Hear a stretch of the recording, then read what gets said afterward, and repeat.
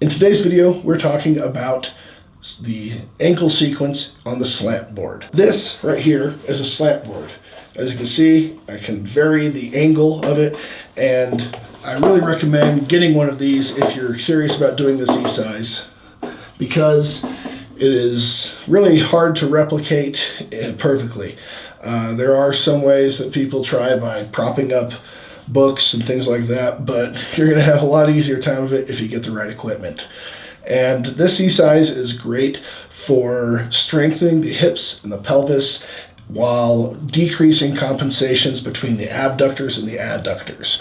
There's going to be a lot of postural changes happening with this exercise, from affecting the position of the spine, affecting the position of the pelvis, affecting rotation in the femurs, and we're strengthening the lower parts of the leg.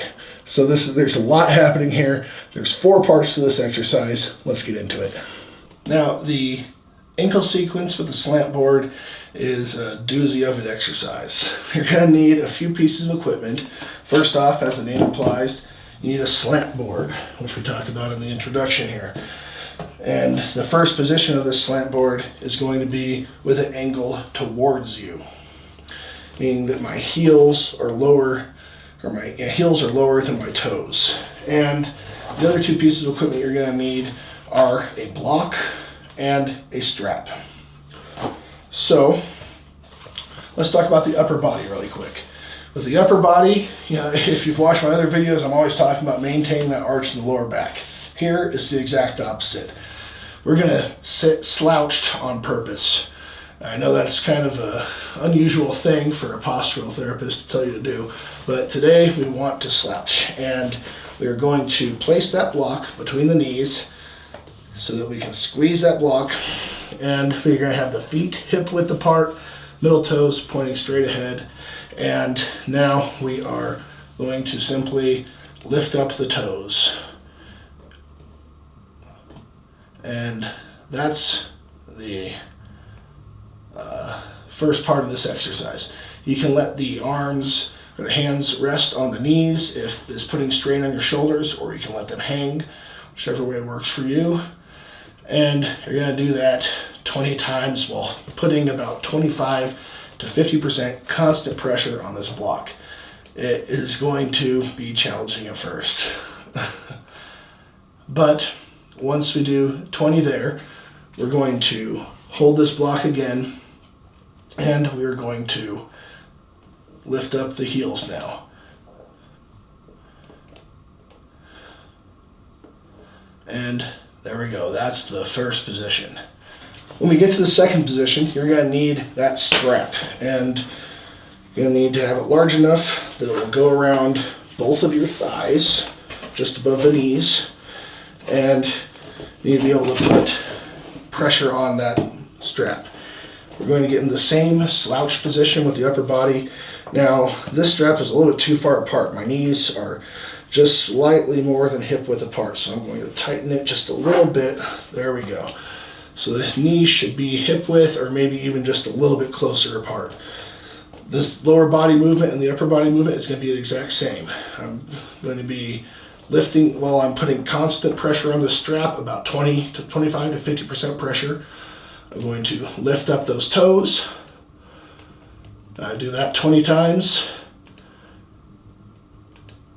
See, I don't have a lot of range of motion here. I need to work on this still more. But then we're going to keep that pressure on the heels, or on the strap, and we're going to lift the heels up.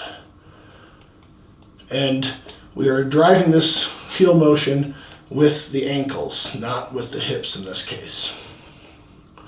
And we do that 20 times as well. So when we get to the third position, we're going to use the block, and we're going to put it between our legs with the slant board facing away from us, and we're going to squeeze that block and lift up for the toes first, do 20 repetitions there, keeping the upper body slouched again, and then we're going to squeeze the block for the second part of this and lift up the heels. We do 20 repetitions there as well. For the fourth position, we get our strap out again.